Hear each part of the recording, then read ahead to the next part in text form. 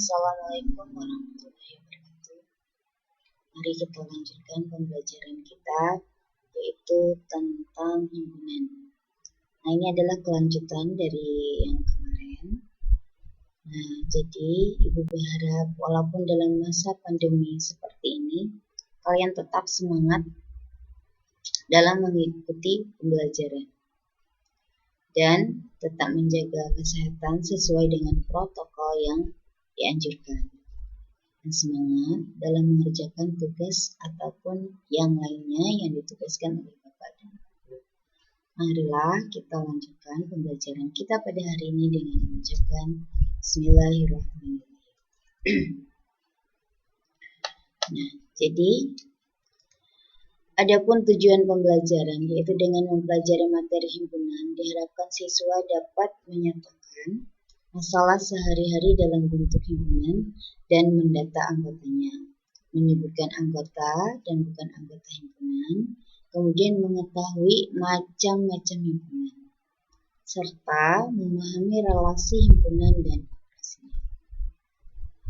Himpunan, nah di sini pengertian himpunan. Himpunan adalah kumpulan benda atau objek yang didefinisikan atau diterangkan dengan jelas. Nah, himpunan dilambangkan dengan huruf kapital, misalnya A, B, C, dan D, sampai Z, jadi terserah saja. Nah, dan objek-objek dari himpunan itu ditulis di antara dua kurung kurawal dan dipisahkan dengan tanda koma. Yang dimaksud diterangkan dengan jelas adalah benda atau objeknya jelas mana yang merupakan anggota dan mana yang bukan anggota dari himpunan itu. Contoh, A adalah himpunan bilangan asli kurang dari 10. Nah, jadi A itu bilangan asli, dan ingat bahwa bilangan asli itu mulai dari angka 1. Karena dia kurang dari 10, berarti dia sampai 9 saja, dan dinyatakan dengan kurung kurawal. Nah, ini kurung kurawalnya. Nah, misalkan di sini nyatakan himpunan berikut dalam bentuk notasi pembentuk himpunan. Yang B, ya, 1 B adalah bilangan asli yang lebih dari 3 dan kurang atau sama dengan 15. Nah, jadi B, notasi pembentuk himpunannya kita tulis B sama dengan kurung kurawal X, di mana X lebih dari 3, kurang dari atau sama dengan 15. X anggota bilangan asli. Kemudian yang nomor 2, C adalah bilangan bulat lebih dari atau sama dengan negatif 5, tetapi kurang dari 10. Nah, C sama dengan kurung kurawal X lebih dari atau sama dengan negatif 5, kurang dari 10, X anggota bilangan bulat.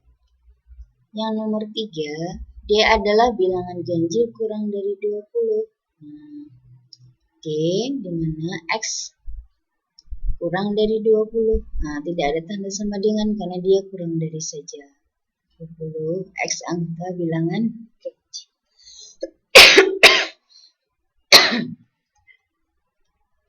Kemudian, nyatakan soal di atas dengan cara mendaftar anggotanya. Sini, B sama dengan X, di mana X-nya lebih dari 3, kurang dari atau sama dengan 15, X anggota bilangan asli. Nah, kita tulis yang lebih dari 3 itu 4, 5, nah, kurang dari atau sama dengan 15, berarti sampai dengan 15. Nah, ditutup dengan kurung. Kemudian yang nomor 2, C, X di mana X lebih dari atau sama dengan negatif 5. Berarti dia mulai dari negatif 5 karena ada tanda sama dengan. Kurang dari 10, berarti dia tidak sampai 10. X anggota bilangan bulat. Nah, jadi sampai 9 saja. Jadi mulai dari negatif 5, negatif 4, negatif 3, sampai dengan 9. Yang D, X di mana X kurang dari 20, X anggota bilangan ganjil. L ini ganjil ya. Nah, dia kurang dari 20 tapi bilangan ganjil. Bilangan ganjil kan mulai dari 1, 3, 5, 7, 9, 11, 13, 15, 17, dan 19. Tetap dia kurang dari 20. Nah, keanggotaan suatu himpunan. Jadi himpunan itu kalau misalkan A anggotanya 1, 3, 5, 7, 9 dan B 2, 4, 6, 8, 10, 12, berarti di sini satu anggota bilangan asli. Nah, satu bilangan asli bilangan A ya. 1, tapi 1 ini bukan anggota B karena di dalam anggota B ini tidak ada angka 1. 3 anggota A.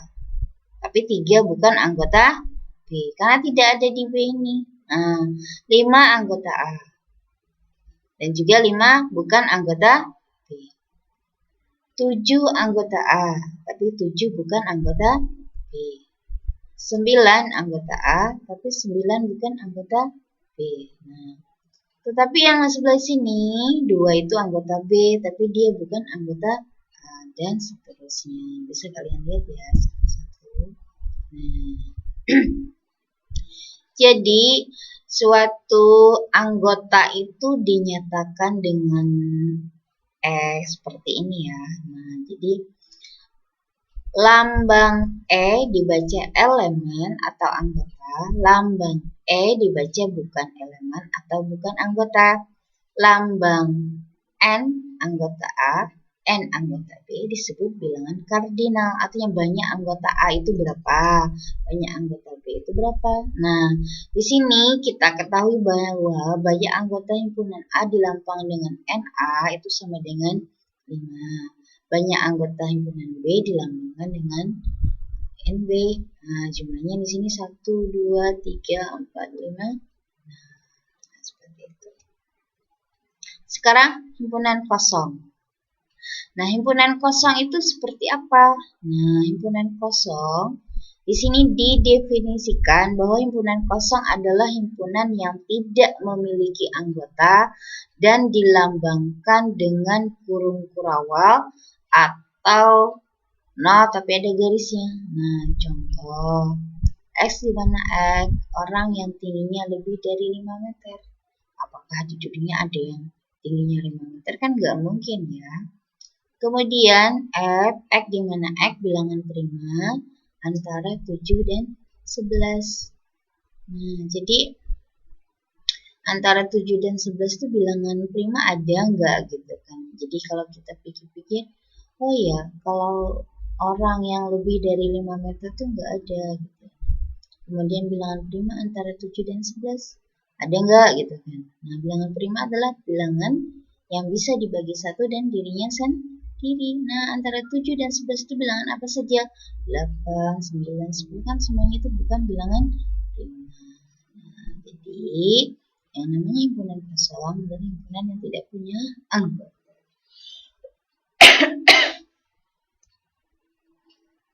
Himpunan lepas.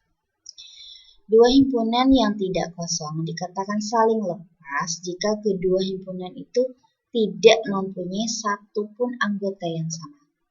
Nah, misal di sini contoh ya, L sama dengan 1, 3, 5, 7, 9, 11, 13, 15. Yang G, 2, 4, 6, 8, 10, 12, 14, 16. Karena ini tidak ada yang sama antara anggota himpunan L dan anggota himpunan G, maka ini dikatakan adalah himpunan saling lepas. Nah, sekarang himpunan tidak saling lepas. Dua himpunan yang tidak kosong dikatakan tidak saling lepas atau berpotongan jika kedua himpunan itu mempunyai anggota yang sama. Sini P, anggotanya 1, 2, 3, 4, 5, 6, 7, 8. Sedangkan Q 2, 4, 6, 8, 10, 12, 14, dan 16. Nah, jadi himpunan P dan himpunan Q tidak saling lepas karena ada anggotanya yang sama, yaitu 2, 4. Sini kan 2, sini 2, sini 4, sini 4. 6 juga 8. Nah, jadi dia dikatakan tidak saling lepas. Himpunan semesta. Nah, himpunan semesta itu apa ya? Nah, di himpunan semesta itu himpunan yang memuat semua objek yang dibicarakan. Sini A 1 sampai 15, B dari negatif 3 sampai 11, C 0 sampai 11. Sedangkan D itu 2, 3, 5, 7, 11. Yang E ini 0, 2, 4, 6. Nah, perhatikan anggota-anggota A, B, C, dan D dan E-nya. Nah, di sini E ini ada di dalam C. E juga ada di dalam B. Nah, E juga ada nggak di dalam? Tidak ada. Jadi, semesta dari E itu adalah B dan C. Kemudian D itu ada di A. D itu juga ada di B. D itu juga ada di C. Jadi, himpunan semestanya E itu adalah B dan C. Sedangkan D ada di A, ada di B, dan juga ada di C. Sekarang himpunan bagian. A adalah himpunan bagian dari himpunan B apabila setiap anggota A juga menjadi anggota himpunan B dilambangkan dengan A subset B. Kita lihat semestanya ini. Semesta dilambangkan dengan S. 0 sampai 10. Si A 0 sampai 7. B 1, 2, 3, 4. C 6, 7, 8, 9. Apakah himpunan B merupakan himpunan bagian dari A? B masuk enggak dari A gitu ya. Kemudian apakah himpunan C juga merupakan himpunan bagian dari A? Kalau kita lihat B ini kan 1, 2, 3, 4 itu masuk dalam A. Jadi B itu subset dari A.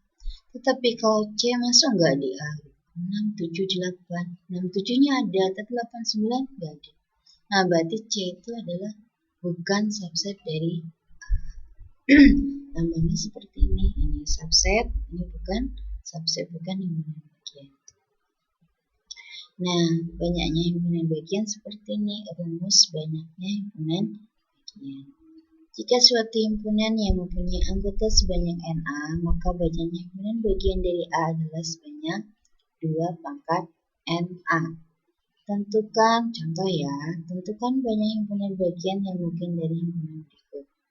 A, ABC, B, 1, 2, 3, 4, 5, C, 2, 3, 4, 5, 6, 7, 8. Nah, anggota A itu ada 3, anggota B ada 5, anggota C ada 7. Jadi, banyak himpunan bagiannya itu rumusnya 2 pangkat 3. 2 pangkat banyak anggota ya, jadi 2 kali 2 kali 2, 8. Yang B 2 pangkat 5, 2 kali 2 kali 2 kali 2 kali 2 sama dengan 32. Yang C sama dengan 7, jadi 2 pangkat 7, 2 kali 2 kali 2 kali 2 sampai 7 kali hasilnya 120. Nah, sekarang ada yang namanya himpunan sama. Dua himpunan dikatakan sama apabila setiap anggota kedua himpunan itu sama bentuk dan jumlahnya. Ini bentuknya sama. Lihat ya contoh. Dan B sama anggotanya. Nah, kemudian jumlahnya sama, bentuk-bentuknya sini A, sini A, sini L, sini L, sini U gitu ya. Nah, itu namanya sama. Tapi kalau equivalent, Dua himpunan dikatakan ekuivalen apabila jumlah anggota kedua himpunan itu sama, tetapi bendanya ada yang tidak sama. Nih, jumlahnya P ada 5, Q juga ada 5, tetapi anggotanya beda. Nah, di sini A, I, U, E, O, kemudian Q-nya 1, 2, 3, 4, 5. Nah, ini dinamakan P itu ekuivalen. Kalau dikatakan namanya seperti ini, kalau sama itu sama dengan ya. Nah, sekarang kita masuk operasi. Nah, operasi itu ada irisan dua himpunan. Interseksinya himpunan itu. Jadi irisan himpunan A dan B itu ditulis A irisan B adalah himpunan semua objek yang menjadi anggota himpunan A sekaligus dia menjadi anggota himpunan B. Nah, kita lihat. Contohnya P, A, B, C, D, E, kemudian Q, D, E, F, G, H. Tentukan P irisan A. Irisan ini berarti yang sama. Nah, jawab P irisan Q sama dengan D dan E. Jadi gabungan dua himpunan. Maka irisannya itu adalah D dan E. Kemudian gabungan dua himpunan union. Jadi gabungan himpunan A dan B ditulis A gabungan B adalah himpunan semua objek yang menjadi anggota himpunan A atau menjadi anggota himpunan B. Nah, jadi bila P itu A, B, C, D, E, kemudian Q itu D, E, F, G, H, tentukan P gabungan Q. Nah, jadi P gabungan Q ini itu A, B, C, D, E, G, H. Kalau-nya sama ditulis satu aja. Misalkan di sini sama D ya. Jangan ditulis D, enggak, D saja. E-nya juga sama. Nah, Ibu kira cukup sampai di sini mengenai masalah pengertian himpunan dan bukan himpunan, kemudian jenis-jenis himpunan, kemudian operasi antara dua himpunan, dan kalian ingat tetap belajar, tetap semangat ya. Nanti kalau ada pertanyaan silakan kalian chat di grup pribadi. Itu saja dari Ibu. Nanti soal latihan, kalau tidak ada pertanyaan kita latihan dan kita nanti dijawab kemudian di-save di WA pribadi saja. Mungkin itu saja dari Ibu. Salah hilang mohon maaf. Assalamualaikum warahmatullahi wabarakatuh.